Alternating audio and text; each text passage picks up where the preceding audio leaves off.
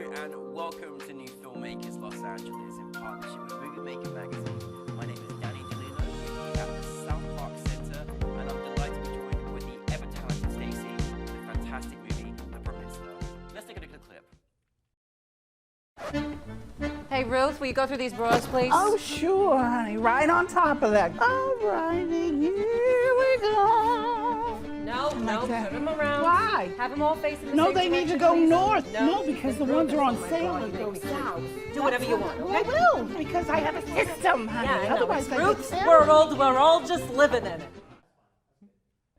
Thank you so much for bringing your film, Stacy. It was an absolute trip. It was so good. For those that haven't seen it, tell us a brief synopsis. Sure. So the bar mitzvah is about a young girl named Becca who is about to have her big day as a bat mitzvah, and her nana calls her up and says, "You have to get a real bra before you go through with the bat mitzvah." Oh, okay, yeah. So she's kind of a tomboy, likes sports bras, and doesn't understand why the heck she has to go. And it's kind of a comedy farce, coming of age story. It's so good, and it was such a delight because you have some very, very distinctive characters in there. And when they came through at the film festival, everyone was just stopped and looked because it was just so brilliant to see. Really, really good. Now, where did the inspiration come from, which you did share with us last night, where this came from, the story? Sure. So I grew up outside Chicago. I grew up in Niles, which is right outside Chicago. My dad grew up in Skokie, which very Jewish, very super Jewish neighborhood. It actually was an intentional community back in the 50s for Holocaust survivors. So my family's been over here 150 years from Russia, et cetera, but my grandparents lived there. They were like the king and queen of Skokie. And so I kind of grew up in that world. And I was young. I was about 10 years old when I had to go get fitted for my first bra. Mortifying to begin with because you're only 10. Then you have to get fitted by, old Jewish ladies, and they're touching you, and it was mortifying. And so I've had this story in my head for a very long time. And I love that you did this, like, you know what, I'm going to take the comedic elements or moments of this, of what was probably tragic for you at 10 years old. Definitely. So, how did you, because, this story, not only, you could have gone so many ways, but the way in which you went was just so funny. It was just, you felt so sorry for this poor girl going through all this, but again, fantastic characters. How do you bring your cast together, and how do you decide to say, I want to take it with this angle? Yeah, what was so amazing was that I wrote the story probably 6 years ago, maybe so. And I moved back to LA. I finished my MFA. I did a 360. I've been here on and off for about 25 years. And so I moved back to the Midwest, went to grad school, and came out here. And I'm like, okay, this is going to be my first short film. I'm going to do this. 'Cause I mostly come from a documentary background. So I have one short film, another one that will probably never see the light of day. That was during grad school, having my undergrads hold my lights. So this was amazing and such a collaboration, like literally from the start.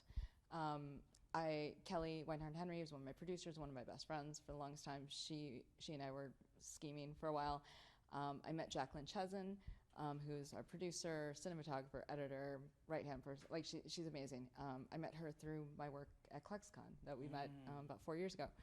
So three of us kind of started talking, and when I was casting, I didn't do it kind of the traditional way. I didn't have a casting call. I didn't do that, except for Becca. That was the only one. For everyone else, it was people I knew or people I was introduced to. And I really, I'm really a big proponent of making sure people are comfortable wherever they are. I think it's super important. I'm not a jerky, a nice person. So You're everything we need in this industry. It's all like great. so I just want to make sure that people were comfortable. And so the cast kind of came together. Bridget McManus, who she's a well-known lesbian comedian, stand-up, does a lot of shows, etc. She's a friend from a long time ago. She was first on board, which was great. And then Jacqueline, we were having trouble finding the bubbies. There weren't a lot of bubbies that were submitting. We did do a call for bubbies. It just wasn't happening. And so Jacqueline's like, I have these two friends. And one of them has this character already, and then they do improv together. So I met with Craig and Beth at a restaurant with Jacqueline and hit it off with them. And literally, the first day they were on set, that is when I first saw the bubbies. Like, really? We did not go through dress rehearsal. This was totally like, wow. Let's just do it. And they came on set, and all of us, kind of like last night, everyone was like, How was that for you as a director? Like, you took I mean, obviously you trusted you know, your people you work with, but how was that for you? I mean, it was such. I mean, I'm serious when I say it was a total collaboration. Like literally, like Jacqueline's been doing indie film for about 20 years. Kelly's produced television for almost 20 years. So it was like having them two there allowed me to try to be creative as much as I could, you know, to do it. You know, everyone was collaborating on the shots. You know, I had the basis of the story, but then I kind of let Bridget and Craig and Beth kind of run. Yeah. And did actually, they run? they That was ran. great. They ran. We have so much. Oh my God, we could do like behind the scenes for like hours. Yeah. There's so much funny stuff, and yeah, the other cast. And so, Jasmine Singer, who played Jen, she became a friend. So she's a friend. She's done acting here and there in theater and whatnot. Her now wife Moore was a friend of mine from years ago, and so that it just kind of it was like kismet. Literally, like everyone just kind of came together. And on set, it was really hilarious. Like they just went for it. They really just went for it. And so there's a lot of scenes. I shouldn't tell the story, but it's really funny. No, it's fine. So Jasmine, I forgot to actually change out the wine for actual grape juice. Oh. So Jasmine got a little toasty during so the part where she's actually sleeping on the couch, she was really tired. She was drunk. That's amazing. At some point. That's Yeah, my kind of set. Yeah, it was amazing. I felt so bad, but comedy gold. Comedy gold. And honestly, there was so much content in there. Like I watched it a few times because I was just like, there's so many gags and moments and like looks, and it was just beautiful to watch. I mean, it could be a TV series. I mean, it was just based upon the characters that you had. Well, we're hoping eventually to my next project is a feature film called Her Curve, written by my friend JD Glass, based on her wife's graphic novel called Grace. And so JD and I are collaborating on a bunch of stuff, and she's also a musician. So I went to see her in Chicago last summer, and she started pulling out these songs. Like we've been joking around, let's make Bar Mitzvah a musical, and she's pulled out like 2 songs already. So we're hoping once Her Curve is done to go back to Bar Mitzvah and develop it possibly as a feature or a television show. Yes, absolutely. You know, I think one of the wonderful things, you know, to watching it, aside from all the beautiful comedic elements, was just, you know, really for those people in the community, it was special to watch because, you know, everyone that's part of the community has either gone through identity or, you know, gone through, you know, the essence of love or self-expression. And it shows how far we've come, like just by even just how you laid it out, but how beautiful it was just to have acceptance, you know, and especially with someone that is young who's going through so much as it is anyway. Was that something that you really wanted to display for your audience too? Definitely. I mean, one of my things, like you know, we have coming out stories. I program film festivals as well. Like we have coming out stories, and they're so important. It's so important for us to have that. It's also important for people to just see us as us. Yeah. And so that was really important to me when I wrote it, was that I never said Jen and Zoe were lesbians. They're just 2 moms. Yeah, right. And, you know, and it That's just, right. and the thing at the end, well, I won't totally get into the plot, but a lot of that stuff, there was a change of a single word at the very end of the, which you probably know which one I'm talking about, that came that day. Like it was all intentional in terms of like how we set it up. But then Jasmine pulled me aside. She's like, why don't we do this? I'm like, yes. And that's how that last bit came about. So, I mean, like I said, it was true collaboration throughout the entire thing.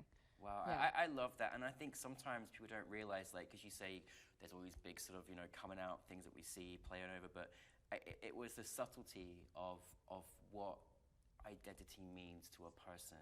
It wasn't this big, large thing. It was just something so subtle, but so important and significant to that child's rest of their life, you know, by the decisions that adults make or showcase. And I just thought you articulated that really beautifully as well. Thank so, you. I know. mean, a lot of that comes from, you know, my best friend has twins. You know, I just see her and her partner, you know, these girls are amazing. And I've just seen so many of my friends with kids that are kind of going through similar things. Yeah. And it's just been really amazing seeing my friends who have become parents just accept their kids. And No, it's so, and my parents, you know, I put my mom back in therapy when I first came out, but she ended up, I called her queen of P-Flag. Like my parents were amazing, and they, you know, they accepted us, accepted me, and they didn't think anything, you know, differently, which was, it's super important. And I'm very lucky, very privileged to have that. Whereas a lot of, you know, friends and some family never Yeah. had that support. Yeah, no, most definitely. I'm not going to leave this interview without saying No. how much I love your hair and your glasses. Thank 'cause you. It's amazing. Thank you. That being said, and been through this, whole wonderful experience, it's great to have you as part of our celebration of LGBT plus filmmakers at NewFilmmakers LA. What is, obviously, you're going to develop this hopefully into a feature next? Yes. Is that the goal? Yeah. There's going to be after this next project. So next project with Her Curve. We are currently in the lovely stage of fundraising, investors, all that fun stuff, and hoping to shoot that early 2023. So Amazing. in crowdfunding, like I said, looking for investors, et cetera. But yes, I hope to continue in that world. I think I mentioned last night too, like a lot of my material comes from my family. Big, loud Jewish family outside Chicago who owned a bakery for 7 years. I mean, we were so Yeah. like hit all the stereotypes of Jewish families. You've got endless stories, Endless, basically. endless stories. Yeah. Endless stories. So I'll be continuing that world. Continuing. I have a pilot similar, not Bar Mitzvah like, but in that world, and another feature that I'm developing as well about being in college radio in the 90s. I'm game for it all. Honestly, you. I'm game for it all. Thank you. Just to finish up, like in your experience thus far, anyone that's like trying to put out, their story, particularly if it's something that's personal or something that's talking about identity, love, etc. Do you have any advice for any of the filmmakers out there that look Yeah. follow the footsteps? I mean, I would say, it's up to no one can tell you how comfortable you'll feel about sharing this, right? It's up to you, and share if you want, share if you don't want. Don't make Yeah. anyone make you share what you don't want to watch. One of my first documentaries, I have ADHD, and one of my first documentaries was about my ADHD. And I realized when I saw it in a theater for the first time, like, whoa, I put that out there. Sharing your authentic stories is important, and I think, the more you are authentic, the more people are going to connect to you. And I think that's why people connected to Bar Mitzvah, because it had a little bit of that, For sure. and people, despite it's a girl, it's a teenage girl, presenting as girl at the time, going through this, but it's really kind of the time old like coming of age stuff, Yeah. dealing with family, dealing with mortifying family, all that stuff. So I think when you're writing your stuff, you're developing, just be you. Yeah. And I think people will connect with that. Be you, everybody. I love that. That's a very important thing to end on. Well, listen, thank you, Stacy. We're looking forward to your next project. So thank you for the you. Bar Mitzvah. We're looking forward to that extended story of all those great characters. So thank you very, very much. Thank We you. appreciate it. Stacy, everybody. Appreciate it.